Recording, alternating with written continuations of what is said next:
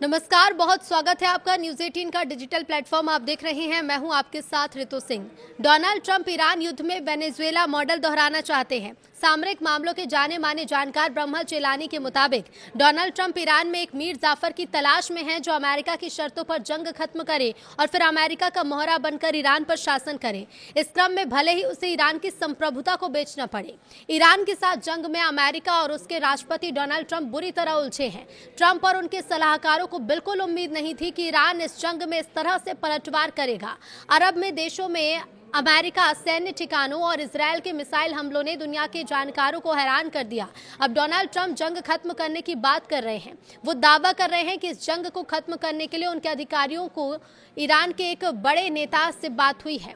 इस दावे के बीच सामरिक मामलों के जाने माने विशेषज्ञ ब्रह्मा चेलानी ने एक बड़ी बात कही। उन्होंने कहा कि दरअसल जंग के इस मोड़ पर डोनाल्ड ट्रंप के ईरान में एक मीर जाफर की तलाश है जो अमेरिका की शर्तों पर युद्ध का अंत करे और बदले में उसे ईरान की गद्दी मिल जाए।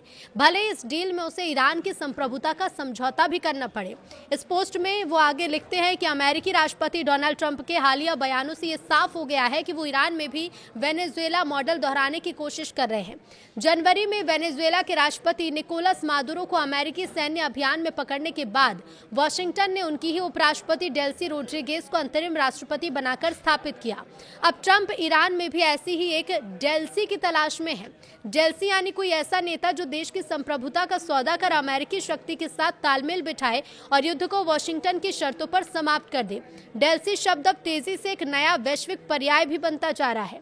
इसका मतलब उस राजनीतिक नेता से है जो अपनी सत्ता और खुद को बचाए रखने के लिए देश की संप्रभुता विदेशी शक्ति को सौंप देता है।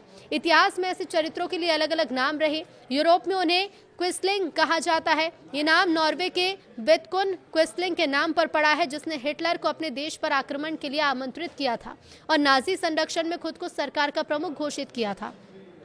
इसका मतलब उस राजनीतिक नेता से है जो अपनी सत्ता और खुद को बचाए रखने के लिए देश की संप्रभुता विदेशी शक्ति को सौंप दे।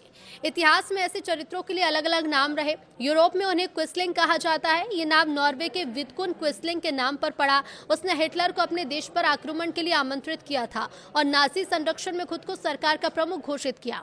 ब्रह्मा चेलानी लिखते हैं कि पैटर्न हर बार एक समान रहा है। कोई राजनीतिक खिलाड़ी कमजोर पड़ रही सत्ता से मुंह मोड़कर कब्जा करने वाली या हस्तक्षेप करने वाली विदेशी शक्ति के साथ गठजोड़ कर लेता है। वो अक्सर नई व्यवस्था का चेहरा बन जाता है और देश के संसाधनों को विदेशी राजनीतिक समर्थन के बदले में सौंप देता है।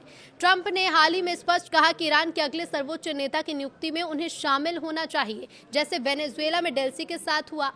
ब्रह्मा चेलानी कहते हैं कि डोनाल्ड ट्रंप मुस्तफा खामेनेई को लाइटवेट करार दिया और कहा कि हम ईरान में सद्भाव और शांति लाने वाला कोई व्यक्ति चाहते हैं। उन्होंने कहा कि मुझे नियुक्ति में शामिल होना चाहिए, ठीक वैसे जैसे डेल्सी के साथ वेनेजुएला में। ट्रंप वेनेजुएला के अनुभव को ईरान के लिए परफेक्ट बता चुके हैं, जहां मादुरो को हटाने के बाद सिर्फ 2 लोगों को छोड़कर बाकी सबकी नौकरी बच गई। वेनेजुएला में जनवरी के ऑपरेशन एब्सोल्यूट रिजॉल्व में मादुरो और उनकी पत्नी सिलिया फ्लोरेस को पकड़कर अमेरिका ले जाया गया। इसके बाद डेल्सी रोड्रिगेज को अंतरिम राष्ट्रपति बनाया गया। डोनाल्ड ट्रंप ने शुरू में ही कहा था कि अमेरिका वेनेजुएला को चलाएगा और तेल उद्योग में अमेरिकी कंपनियों को नियंत्रण मिलेगा।